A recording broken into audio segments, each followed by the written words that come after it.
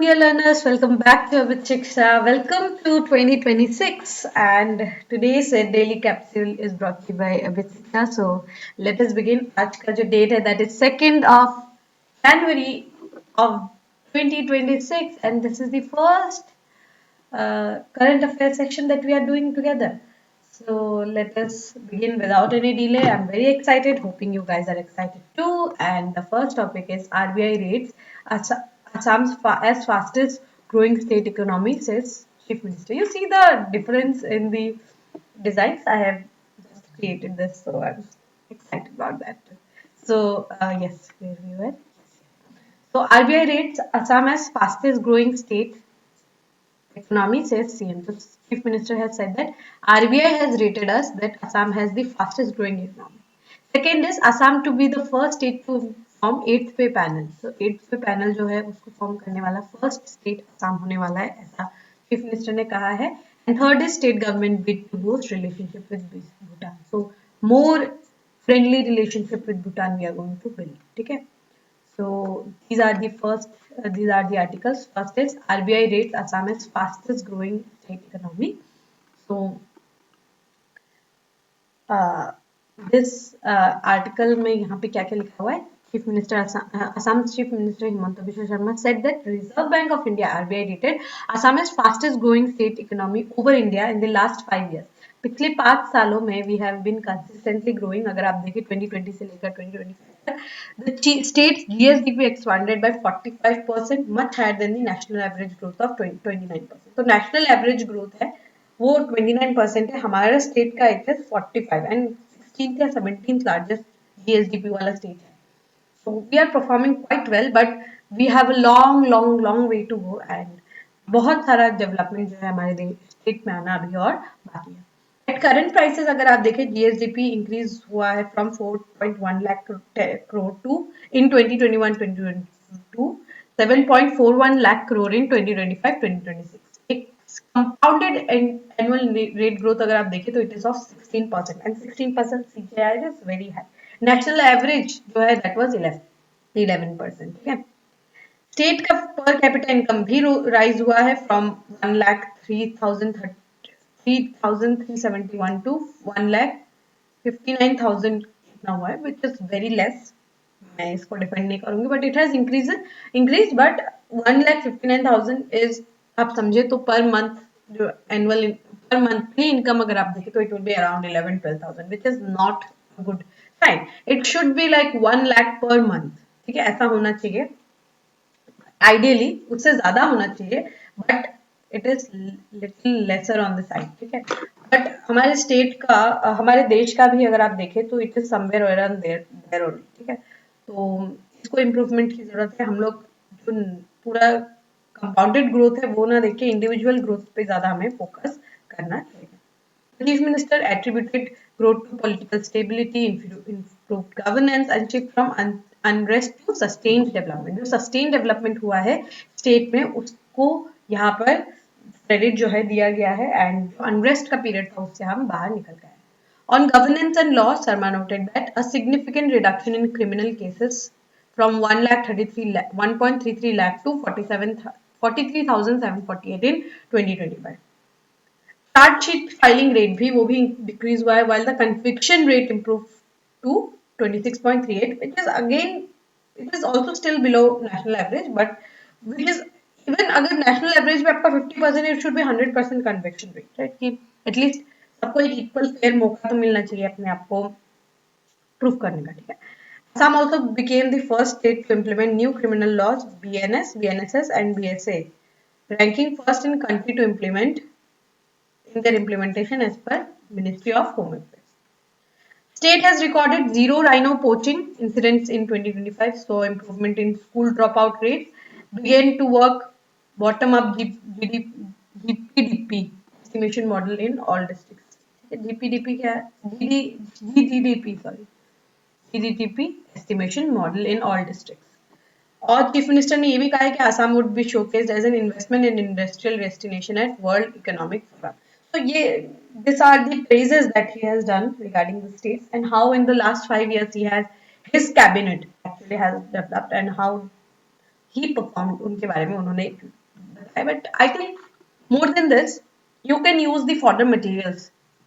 ये डेटा जो है, these data sets are taken up from the ministry itself, right? तो गवर्नमेंट मिनिस्ट्री है, well you know authentic source है, इससे बेटर तो आपको सोर्स मिल नहीं सकता. तो पिक अप दिस थिंग्स, ठीक है. जैसे आपको मेंस में बहुत काम आएगा. जैसे ये GS3 में ये डेटा काम आ जाएगा, GS1 में आ जाएगा, ठीक है. ये GS3 में आपका काम आ जाएगा, GS3 का डेटा है. GS2 GS1 में आप यूज कर सकते हैं. You can use this directly in GS2, जो हमारा क्रिमिनल जस्टिस सिस्टम है उसमें आप यूज कर सकते हैं. GS3 GS2 हर जगह पे यूज कर सकते हैं. This is for GS2. तो बहुत अच्छा मटेरियल है. आपको किस तरीके से यूज करेंगे वो that will be up to you, but this is a very very good material, ठीक है. Second is Assam to be the first state to form 8th pay panels, Himanta Biswa Sharma said. Okay?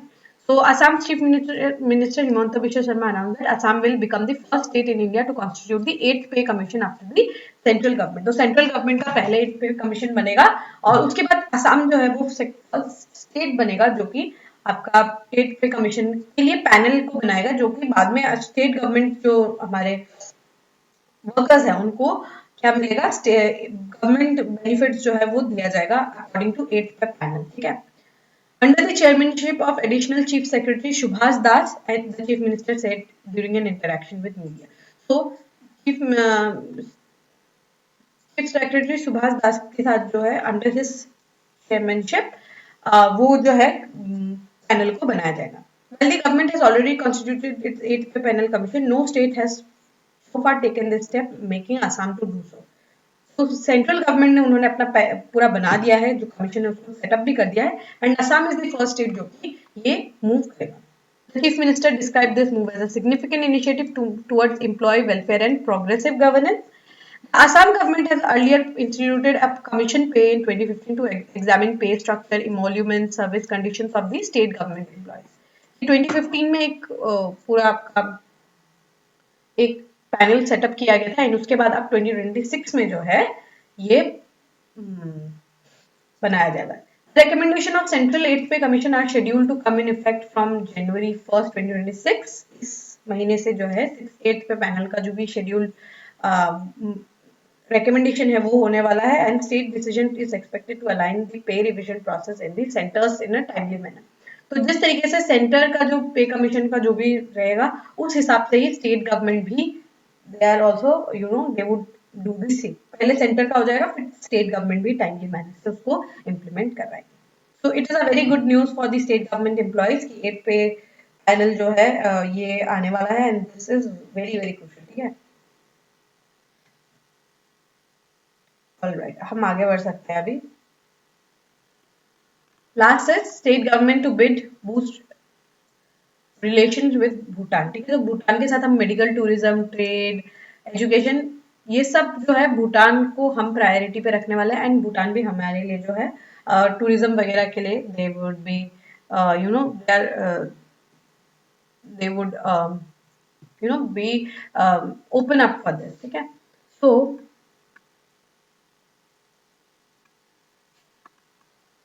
Assam government is exploring ways to boost medical tourism by facilitating treatment for patients from Bhutan across the state. ये हम लोगों ने सोचा है कि किस तरीके से भूटान को, बिकॉज देखिए क्या होता है कि हमारे पास अच्छे मेडिकल फैसिलिटीज हम बना सकते हैं हमारे स्टेट में. लाइक नॉर्थ ईस्ट के बहुत सारे लोग तो गुवाहाटी चेकअप करवाने आ जाते ही है, right.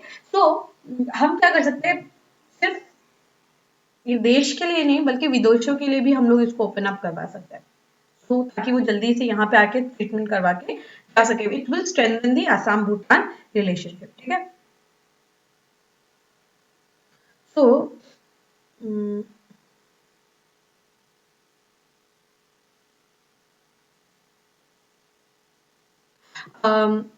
he detailed the discussion with Sandeep Arya, IFS ambassador of India to the Kingdom of Bhutan, who recently has assumed charge in Thimphu. तो ये जो है संदीप आर्या IFS ऑफिसर ने जो है ये डिटेल्स हमें दिए हैं. The meeting focused on strengthening Assam-Bhutan relationship, wide-ranging deliberation on bilateral cooperation, ongoing initiatives, future opportunities, particularly in areas of cross-border connectivity, economic engagement, and people-to-people ties. तो इन सारे चीजों में आपके ये सारे जो एरियाज है वहां पर हमारा जो फ्रेंडशिप है, असम भूटान रिलेशनशिप का जो फ्रेंडशिप है वो इंक्रीज होने वाला है, ठीक। तो ये काफी ज्यादा क्रूशल रहने वाला है हमारे असम के स्टेट के लिए, बिकॉज आप देखेंगे तो इनफ्लो है ऑफ फॉरेन मनी वो यहाँ पर होगा, ठीक है।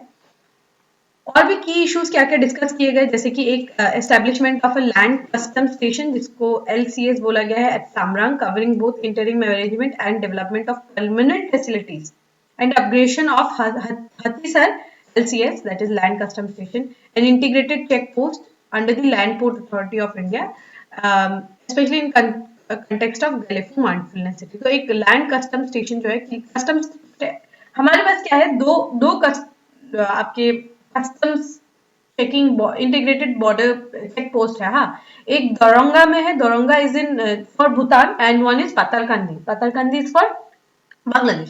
सो ये लैंड कस्टम स्टेशन जो है ये दरंगा के साथ साथ और भी सारे जगह पे हम परमानेंट फैसिलिटी ओपन अप करना चाहते हैं, एंड है भी। एंड सिर्फ लैंड एरियाज के लिए नहीं बल्कि पोर्ट्स के लिए भी, बिकॉज पोर्ट शिपमेंट जो मूवमेंट है from Bhutan to other parts उसको भी हम लोग यहाँ पे इंटीग्रेट करेंगे। The two sides also exchange views on a proposed special economic zone in Assam।